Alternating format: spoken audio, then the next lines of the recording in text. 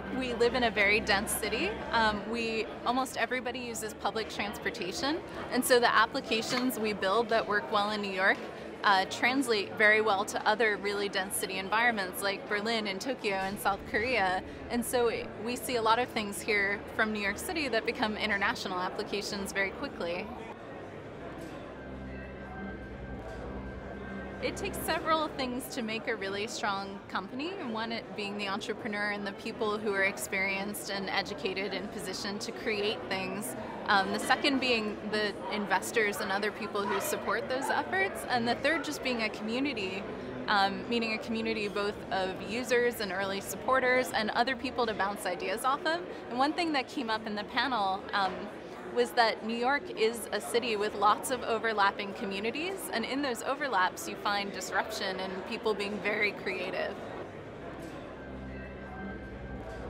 Through the Bitly data stream, we were able to see when the government in Egypt disconnected the internet. We had been seeing somewhere around 30,000 clicks an hour coming out of Egypt, and all of a sudden it went down to 100, 200, and those mostly coming only through mobile phones and institutional addresses, so probably some university machines or something.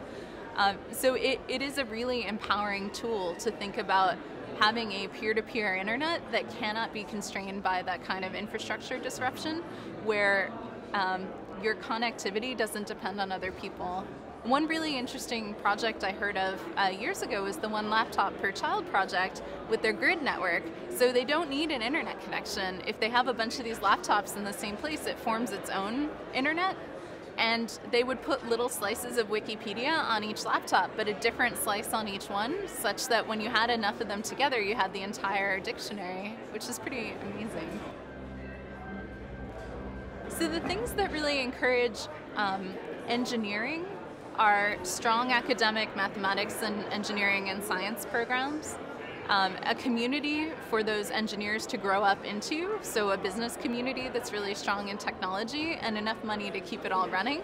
And so any city that has two of those three pieces in place now is definitely someplace I'd look for the future. We're seeing a lot of that in the developing world as well.